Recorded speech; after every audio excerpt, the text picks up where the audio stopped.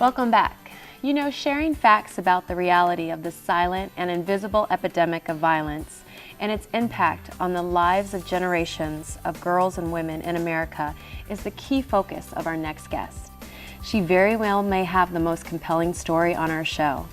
So please, if you can relate or have a story of your own to share, have a pen ready to write down the web address for the National Crittenton Foundation, because you can make a difference. Let's welcome the president of TNCF, Jeanette Pai Espinosa. Well, thank you. We're very honored to be here to let everybody know about the National Crittenton Foundation and the girls and young women that we serve. We were actually founded in 1883, so we're almost 130 years old.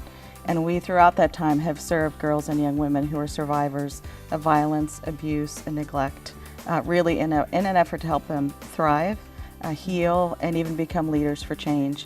And you know, these are really girls that are invisible. They really live on the margins of what we call the American dream.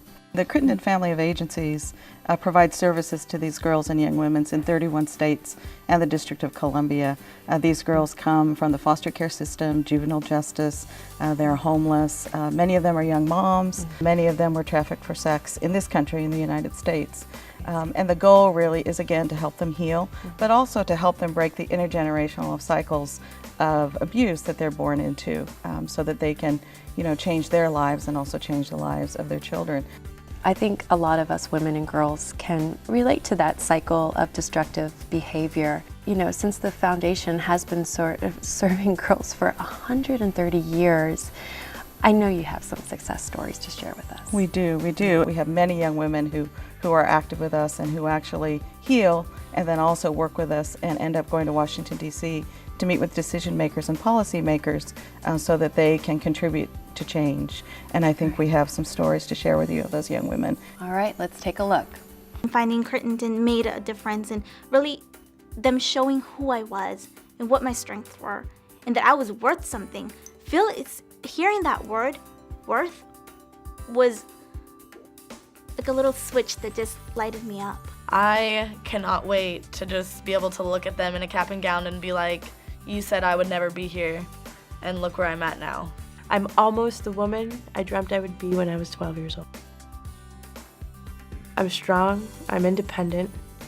I might trip, but I don't fall anymore. I get right back up. That sense of empowerment, like when I first spoke for the foundation, I was shaking.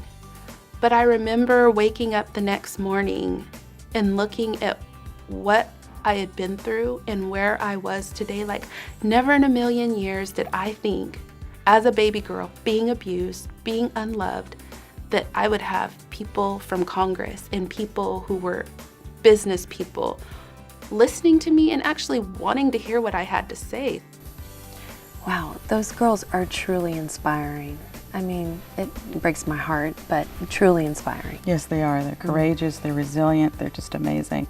And the reality is, Niki, that violence really is an epidemic when we talk about girls and young women in our country.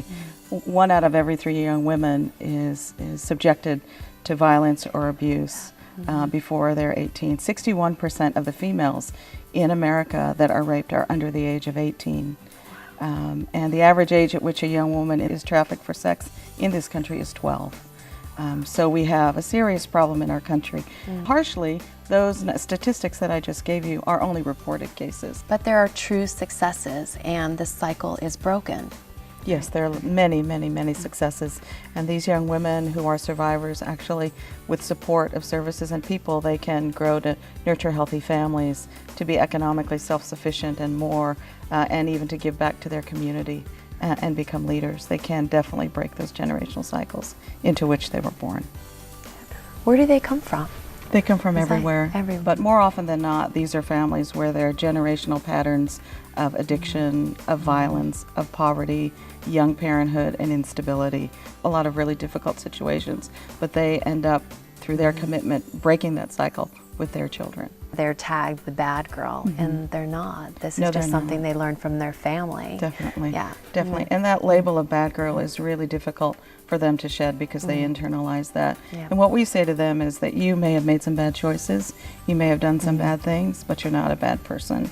We might not agree with some of their choices, but we have to understand the context in which they live. What can we do to help? the first thing that we can do is to share the message about the epidemic. People don't believe there's a problem. These young women are invisible. So anyone in their daily life can talk to their friends, their family, their colleagues about some of these facts. The second thing is to volunteer. Mentor with young people, particularly girls, of course I would say that, but mentor. Donate your time. And the other is to contribute money to support organizations that serve girls and young women. And the last is really to be aware and to pay attention to the young women that you come in contact with, and to spend some time to show them that you believe in them, that you have expectations, and think that they can be successful. So Jeanette, you're right, we can make a difference. We can and must support the amazing survivors of violence by volunteering our time, contributing financially, supporting programs and services, and speaking out when situations occur. Jeanette, thank you so much. Thank you. Stay tuned with us. There's more to come on Having It All right after this.